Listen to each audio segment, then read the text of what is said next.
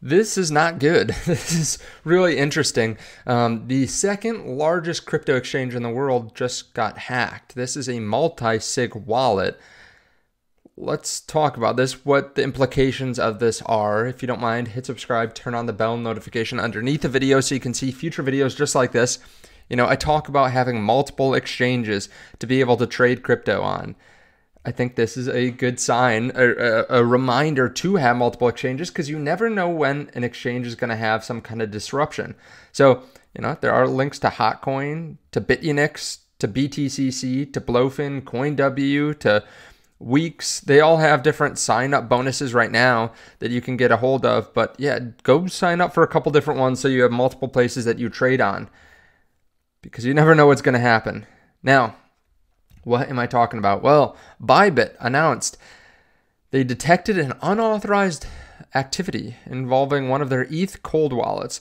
The incident occurred when our ETH multi-sig cold wallet executed a transfer to our warm wallet. Unfortunately, this transaction was manipulated through a sophisticated attack that masked the signing interface, displaying the correct address while altering the underlying smart contract logic. As a result, the attacker was able to gain control of the affected ETH cold wallet and transfer its holdings to an unidentified address.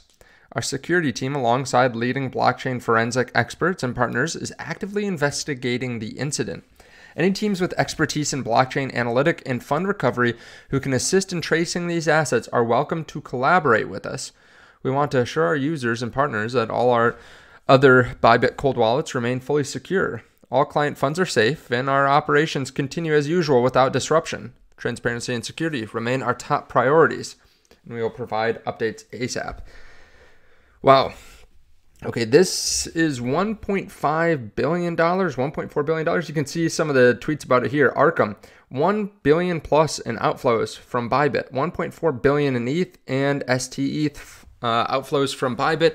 These funds have begun to move to new addresses where they're being sold. So far, 200 STETH has been sold. They give the address there. You can see Ethereum falling 4.5% after they confirmed this $1.5 billion hack. Okay, this is pretty crazy. Honestly, this is a little bit above my head because this is a multi-sig wallet. It's a little bit confusing how they could be manipulated, how this could happen.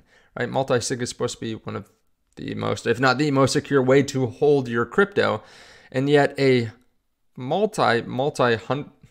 hundreds of billions in valuation company is getting their crypto taken away from them.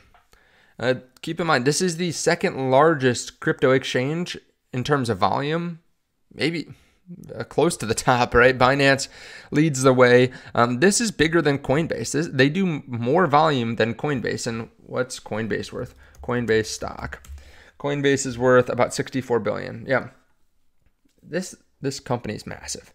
And the fact that they can get hacked is pretty freaky to think about, right? They have teams that are there just to secure crypto, and yet they still can be affected.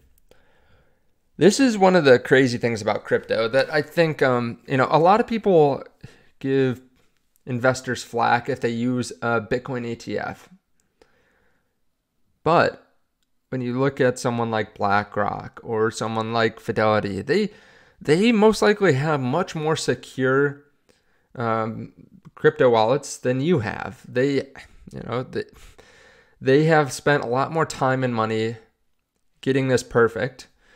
Even than maybe some of these crypto exchanges, right? They're not sending and receiving crypto quite as actively as someone like Bybit, most likely.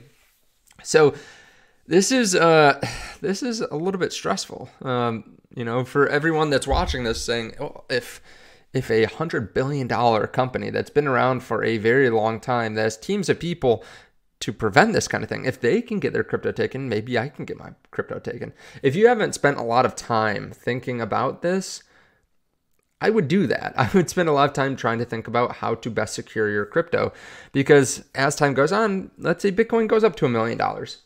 It becomes 10 times more profitable to steal it from you. So you have to have precautions set up. Now, This also makes you consider putting more money into Bitcoin ETFs, I think. One of the first videos I did in the Patreon was, should you even hold Bitcoin or should you hold an ETF? Should you hold something like IBIT or FBTC, right? MicroStrategy is a proxy. It's not an ETF, but it's another proxy for Bitcoin. And recently Plan B came out and said, yeah, I hold a lot. Well, I transferred all of my Bitcoin over to the Bitcoin ETFs for a handful of different reasons, and people gave them flack. But I think this is a good wake-up call to people. You know, you're never completely safe. Even if you spend a lot of time and money, you're never completely safe. So you want to limit your risk, right? And Bybit did that, right? So far they've lost, it sounds like, a couple $100 million. Maybe they'll be able to get it back at some point. But they just had a small portion of their assets on this wallet. I know that sounds crazy with 1.5 billion, but most likely they have tens of billions, if not more, in crypto. So maybe they just had like a percent and a half, something like that on this multi-sig wallet. It could have been worse. It could be worse. But that's a good reminder that you have to take this stuff very seriously. Now, what will this mean for crypto long term? Probably nothing, right? We'll forget about this by next week. But for the time being, let this, kickstart your journey to set up cold storage, to take proper precautions after you have cold storage set up. Don't just throw it on your desk with a password in your drawer or something like that. Like, make sure that you encrypt the password, or that you spread it out to multiple locations, that you keep in a secure spot, that you go through those kinds of scenarios where if someone holds you up, like, what are you going to say? What are you going to do? Can you get access to your crypto, or is it somewhere where you can't hold it? How much are you keeping on exchanges? Like, all that kind of stuff. Because eventually, if there's another bear market, there will probably be exchanges that go bankrupt, right? Last bear market, it actually wasn't any of the leverage exchanges. It was a lot of the traditional, like, yield-bearing exchanges. Like, well, I don't even have to go through them. You know, the exchanges that blew up. FTX just started payments this week, by the way. Shout out to them for paying you back at, what, like 20 cents on the dollar for what your Bitcoin's worth, because they're giving your Bitcoin at the value that it was lost at. But let's continue on. Yeah. I think this is a serious thing that we need to think about moving forward. How do you want to hold your crypto? Do you trust BlackRock more than you trust yourself? Obviously, there are trade-offs to that. It's not just all positives to holding a Bitcoin ETF, but it might be more secure than holding crypto, depending on your own situation. Let me know your thoughts, though, underneath the video. Thank you so much for watching. I really do appreciate it. I'll see you all in the next one.